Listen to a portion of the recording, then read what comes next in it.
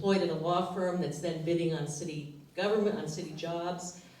They shouldn't be getting money from internet gamblers and then promote internet gambling. I mean, those kinds of conflicts are just so obvious. I think we need stronger ethics laws so people can balance service with the city with, feeding their family and providing for themselves. I do think it would help to make it a full-time job, not necessarily with any raise in pay, because I think you are paid enough right now. So I would support that, and I also, because I have already supported no outside employment for council members, because it does create a lot of conflict of interest, and also there are enough issues to concentrate on for this to be a full-time position. So I would support that. Yes. Let's be clear. City council members should only have one boss, and that should be you, the residents. We don't need to have a task force or any more bureaucracy to figure out the ins and outs of it. They should only have one boss, one job when they're in council, and that's making sure that every single resident of this city gets the services that they deserve. Anything less is just more political games and bureaucracy. I'm about cutting red tape, and I'm about ending all this bureaucracy. Let's have city council members that represent us, not corporations and special interests. Okay, Councilmember Brown has joined us, and we have proceeded to get opening statements from those who were here when we began. And would you be willing to give us a 1-minute opening statement on your behalf? We're not going to go back to the questions we've already asked, but we'll continue from there. No problem. Good evening. Well, first, I'm Councilmember Michael Brown. I'm a member at large. And I want to say, first, I want to apologize for being late. I was at a CSOSA event, and I guess since I'm one of the leading advocates, if not the leading advocate on the Council for Housing and Jobs, trying to figure out how we deal with our returning citizens when they come home. And I was over in Southeast at Pennsylvania Avenue Baptist Church dealing with that, so I apologize for being late.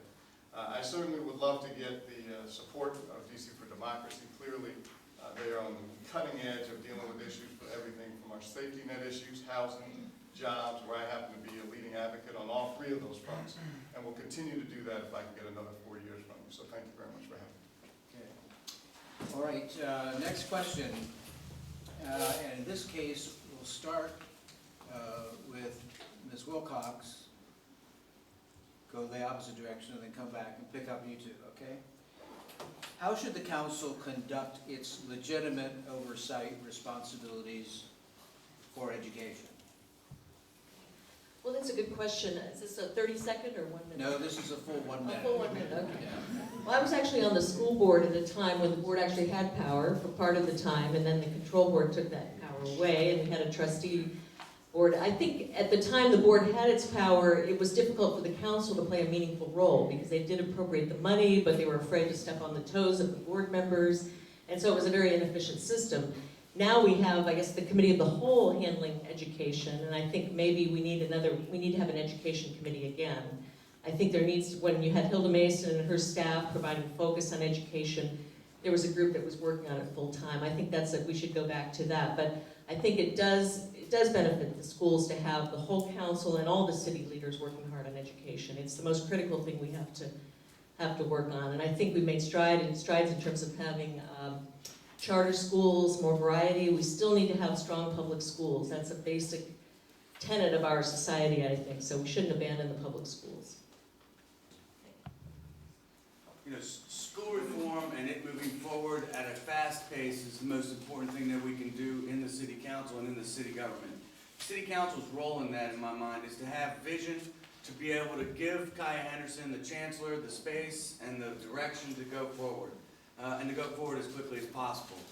We have more than just one entity that we're doing oversight over. There's also OSSI, there's also the Charter School Board, and what we need to do as a council is create the vision for that entire group so that as you move forward 5, 10 years down the road, you actually know what you're trying to accomplish. School reform is something that I supported from the very beginning because I think it is the most important priority that we have in DC. I did a lot of work on economic development when I worked with Councilmember Ambrose, and we brought a lot of people back to the District of Columbia and revitalized the city. But ultimately, those people aren't going to stay in the District of Columbia and become invested in this city long term if we don't give them an opportunity for their children to get a high quality education in every single neighborhood in this city. So I think that we can be a partner ultimately in that effort. I have already started having some discussions with Chairman Mendelson. I think the Education Committee should be a standalone committee. I don't think it should be a committee of the whole. It needs that kind of attention. I know Chairman Mendelson is also, I think, agrees with that. And if he wins re-election, I think you'll see a change related to that. I think we also spend a lot of time talking about curriculum, and none of us are curriculum experts. Where I spend a lot of time is dealing with our young folks related to the wraparound services and making sure they're prepared to learn at 9 a.m. If you're coming from a situation where you hear gunshots at night, if you do not have proper nutrition, if you play video games, it's going to be very difficult for you to be ready at 9 o'clock in the morning. So it doesn't matter how pretty the school is, how great the teachers are, if our young folks don't have the kind of wraparound services in their communities, it's going to be very difficult for them to learn when they come to school the next day. Mr. Cooper? All right. You know, Excuse me. it's tough for me to hear from the person that was in charge of economic development that we want to talk about wraparound services when poverty's increased by a third in the past 4 years. And when 30% of the children in DC live under the poverty line. And that's his responsibility. Until we get council members that kids can look up to him and say, I want to be like him, how can we put them in charge of their education? Imagine being a 14-year-old kid right now looking at the news. You're seeing council member indicted, council member locked up, council member lost $100-some thousand. We need to get to the root of what's really going on in the city, and that's ethics. Before I want you in charge of my child's education, I want you to handle your own business and handle the business that you were elected to do. Beatty? I do think that the council should have a role in oversight, but I think only oversight. I don't think they should have a role in actually setting policy, and that is because even though they are closest to the people as far as between a chancellor and even a board of education, those agencies are a little more removed from the people. So the council is obviously one of the bodies that is closest to the people because they're representing the will of the people. But the reason I wouldn't put them in charge of policy is because we're not experts. DC Council are not experts. So having an education committee, I think its role should be solely for oversight. Okay, one more question. I hope this isn't regarded as an intentional softball question for anybody on the panel. It really wasn't designed for that purpose. But the question is, would you support public financing, either a matching system or something else, for DC elections? And this time, let's begin with Ms. Beatty and go back opposite direction we did before. I think it's a softball question for one of us. Because it's already been known but I also think public financing is not a bad idea. Because again, I think you want to minimize the role of money within elections. And right now, that's why we're having a lot of problems with campaign finance in DC. So, it's something worth looking at. I think it's worth looking at. I'm not sure it's the answer, but it certainly would. I think there are other ways to solve the problem that we have right now with campaign finance, and I think you can get to it in kind of systemic ways. So it may not be, the only answer, but it's worth looking at. Okay. Mr. Cooper?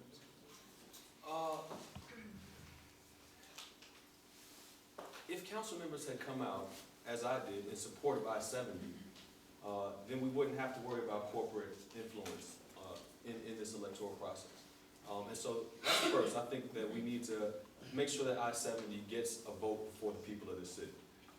Now, moving along, when they're already losing the money that they got from donors, I don't want them to have more of our tax money to lose, or to have stolen, or to have whatever happened to it. So no, I don't think there should be matching funds or anything like that. We already pay plenty enough taxes. We shouldn't fund their campaigns as well. There are people out here, and the way it's supposed to be is individual citizen A, individual citizen B gives $20, $200.